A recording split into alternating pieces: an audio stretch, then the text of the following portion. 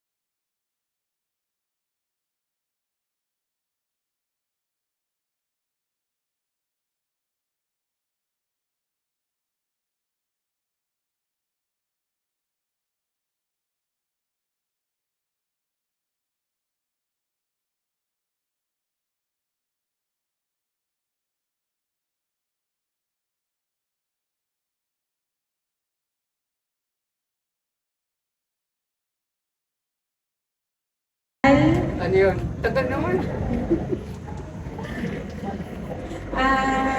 Alam mo naman na mahal kita. Kahit na matanda na tayo, hindi tayo titigil sa paglilingkod sa Panginoon kasama ng ating mga anak at ang ating pamilya. Patuloy lang tayo. Huwag tayo Next. I love you.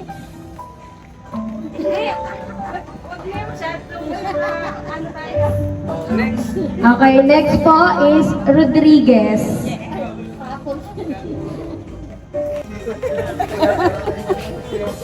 Hindi ka liligtas.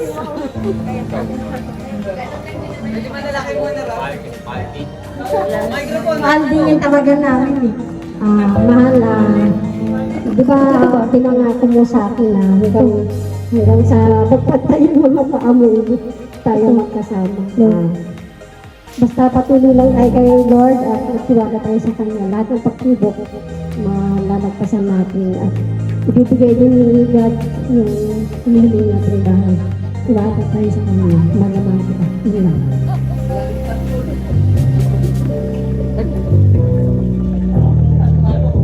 Ay ako din mahal. Kahit anong paghihirap, hindi kita iiwan. Aalagaan kita. Sumulat sa pool nung kay kinuha ko sa mga magulang mo. Minahal kita na. Sa'yo ko lang nakita ang pagmamahal. Pag-aaruga, pag-aalala, hindi mo ako pinabayaan. Nung ako'y may sakit pa. Hanggang sa ngayon, nung nakilala ko na rin ang Panginoon, ay dahil sa iyo, ikaw ang nagtulay sa akin. Lahat ng katauhan ko ay nagbago. Kaya mahal, kahit sa huling hininga ko, hininga ng aking buhay, ikaw pa rin ang mamahalin ko.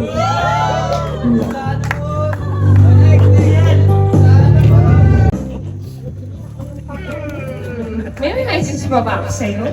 Parang araw-araw tayo sa wala, no? Ipatawag ko sa'yo. Paggalit ka. Pag galit ako, hoy, gawin! No? Pero pag mabait naman, ay, sweet daw, asik daw. Thank you, ano? From friendship to lovers to couple, alam mo naman, tayo lang. Wala naman eh, kahit anong problema natin, susubukan natin, di ba? Wala tayong, meron tayong isang binanda. Only Lord, di ba? Alam mo naman yun. Yun lang, tayo lang dalawa magkasagpi na kasama lang si Lord. Alam mo yun. Then, meron pa ba nun? Wala na. Sige. Alam mo naman yun, always, lagi. Sasabihin ko dito. Ano ba ginagawa ko dito? Wala na akong hilingin pang iba, hindi yung kasama tayong dalawa. Tsaka may isa pa akong request. Patikim naman ang sahod ko. Yan mo, maraming salamat. Next po ay Palermo and Dumani.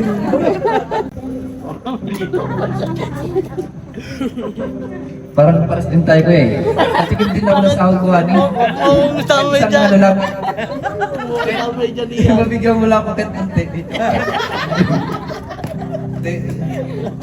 Sa tagal namin magsama ni honey, mahal na mahal ko yan. Lagi nag-aaway. Yun, nagdadasal ko lang sa Panginoon na magbalik lang kami kay Lord. Siyempre, siya yung nagkabay sa amin. Sa kaligtasan, lalo sa mga bata, yun. Sana patuloy pa rin. Hindi magbago ang lahat. Ako naman, pag galit, bad trip sa kanya, ang tawag ko sa kanya Ian. Pero ngayon, hindi kami, ay bati kami, kaya di ang tawag ko ngayon sa kanya. Ayun, ilang taon na rin tayo nagsasama.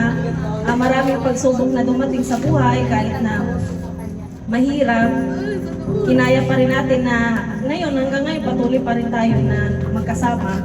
Tapos meron na rin tayong 3 anak. Yun nga, ang gusto ko lang din sabihin sa'yo na sana mawala na yung bisyo mo sa pag-inom, sa pag-yosi. Kasi, kaya ayaw kita pahawakan ng pera kasi binibili mo lang ng sigarilyo. Kaya hindi ka tumataba. Siyempre ako concerned lang din naman ako sa kalusugan mo, yun lang. Kaya minsan, hindi kita pinapayagan na mag-inom-inom kasi yun nga, ayaw ko na maano ka sa bisyo. Gusto ko magpatuloy tayo sa Panginoon, na nandito na tayo sa Teresa ulit, na sabay tayong mag-grow, na kapiling natin si Lord kasama yung ating mga anak. Yun lang. Mahal na mahal kita, pati yung 3 natin anak. Yun lang po. Next po tayo ay Dungante and Dumani. Sige po. Ito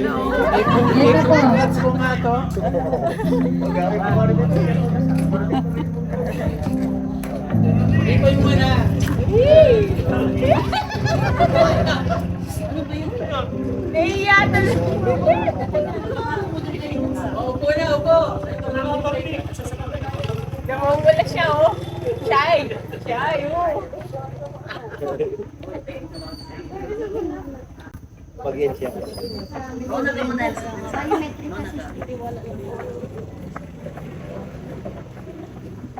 Iboy, thank you sa lahat ng pag-aalaga mo sa amin ng mga anak mo. Simula nung nagkakilala tayo, sana tumapit ko na kayo. Sana baguhin mo na rin yung mga bagay na hindi naman kaya-aya tignan. Kasi may anak ka na eh. Hindi ka na binata. May anak ka kayo.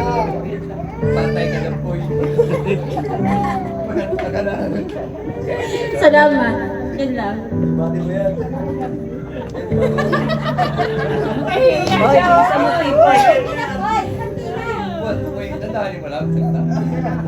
Slow motion.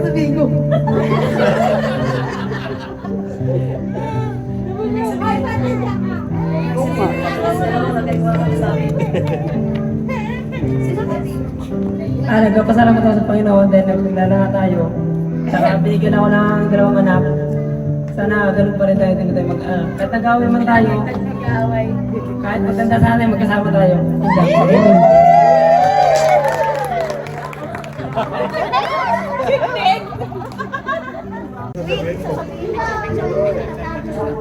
Hello, pasensya na po kasi hindi ako marunong magsalita eh.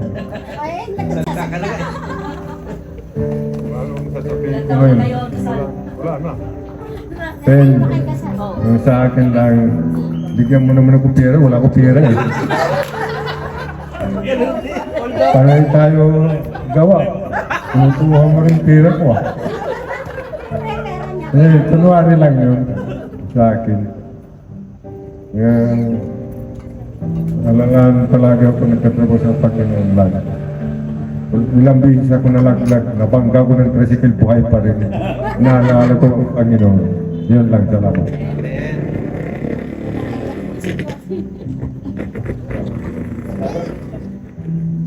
Para naman sa akin, pag hindi ako galit, ang tawag ko sa kanya, say. Pero pag naiinis ako, hindi ko tinatawag. Pero, kahit ganyan siya, hindi kami pinabayaan. Nung ako, sunod-sunod ang anak ko, 4 ang anak ko. Hindi kami pinabayaan niya. Kahit ganyan siya, sinusustento pa sa amin. At siya pa yung nag-aalaga sa mga bata. Hindi niya ako pinaglaba nung nanganak ako, hindi. Saka talagang mabait siya, kaso lang, ang ayaw ko lang sa kanya, yun nagiinom. Yun lang. Pero, mabait siya sa mga anak namin. At saka sa akin, madaldal lang talaga ako, pero hindi ko siya pinababayaan. Kahit sa pagkain, hindi. Yun lang ang sa akin. Kaya, pasensya ka na kung ako man nakakapagsalita sa iyo ng hindi maganda. Pero, siyempre, ikaw pa rin ang mahal ko dahil sa mga anak natin. Salamat. Next po. Sige po. Tawagan naman namin, mula pa sa simula talaga, Bibs naman tawag. Kaya ginagaya kami lang ayun mga anak. Bibs! Ako naman, nagpapasalamat din ako na binigyan ako ng katuwang sa buhay. Kasi ako talaga, ang puso ko ay nasa paglilingkod sa Lord, yung pastor. Ang puso ko talaga ay pastor. Salamat na hindi ako binigo ng Panginoon, binigyan ako ng supported wife. Siya po yung nag-support sa gawain. Kung ano po yung mga gawain na patungkol naman sa pinansyal, walang alanganin talagang, walang ano-ano man, support ka agad si Lord. Mas lalo na sa mga gawain si Lord. At siya pa, minsan, di man talaga maasahan, di man ano na, mayroon talagang hindi magkaunawaan, na sa amin naman, ako ang lumalayas. Pag mag-away kami, nalayas ako. Pero, hindi naman ako lalayo. Sa church lang ako pupunta. Sa kaya na Pastor Richard. So, salamat sa Lord at nakita ko yung katuwang ko sa buhay talaga. Kay Lord,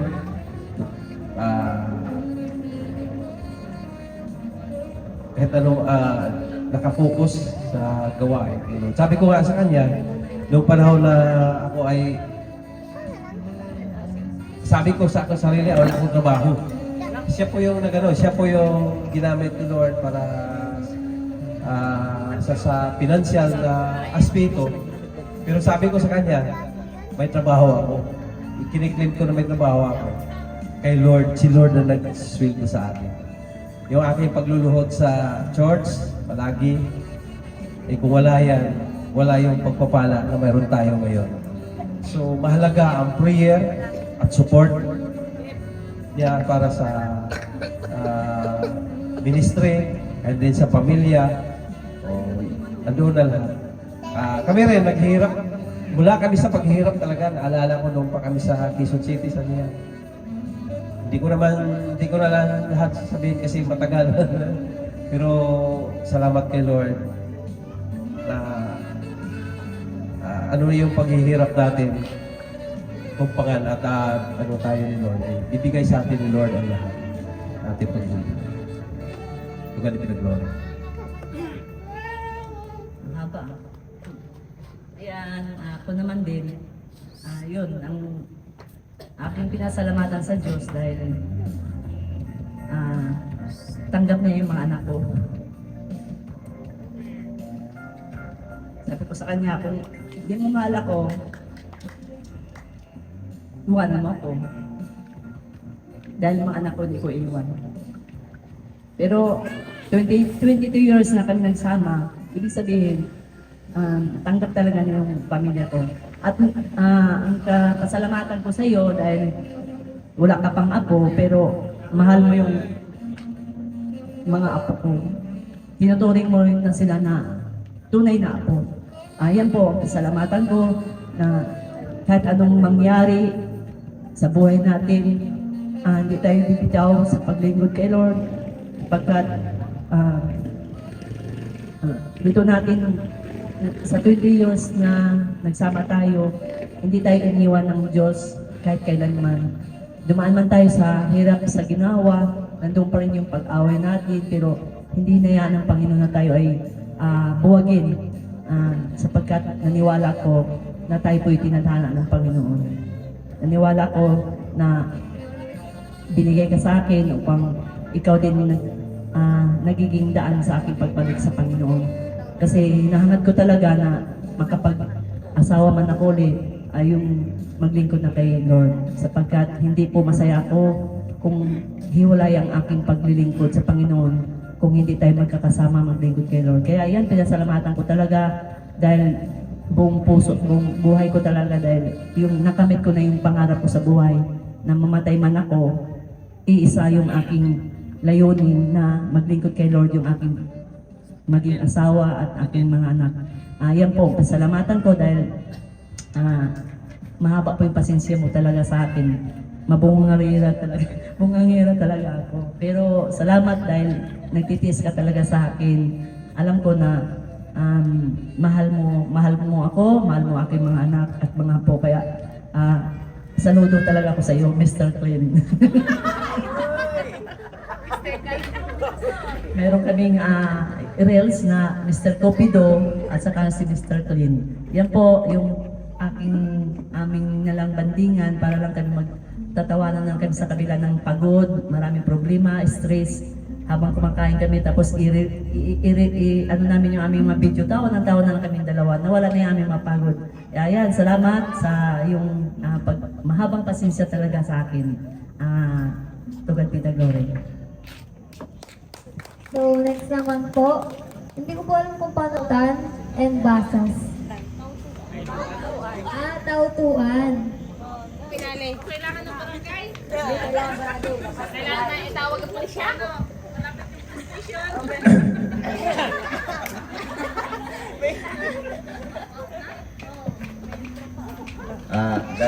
Guys. Ngayon ko lang aminin sa'yo. Mahal ko kayong tatlo. Si Ja at si Jamaica yun. Sala si Ana.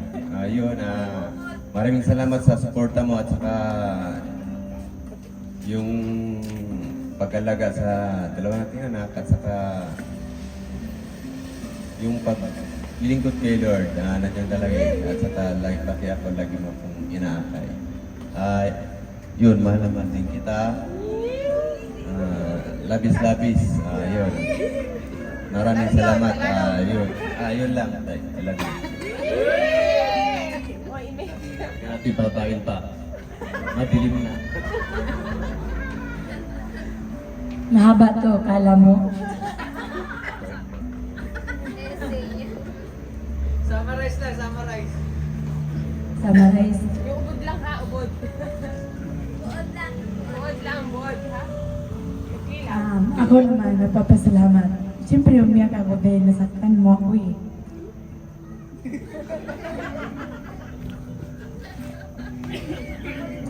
Hindi lang dito, pero alam niyong lahat kung gaano kami ka-showing kung kaming dalawa mag-aaway. Bukod kay Pastora Ami at saka kay sa asawa niya.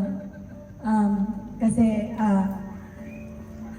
in 6 years na nagsama tayo, ang dami mang pagsubok, ang dami pinagdaanan, pero nandito tayo nagharapan sa kanila. Maraming salamat dahil kahit dumaan man yung bubugan, nandito pa rin tayo.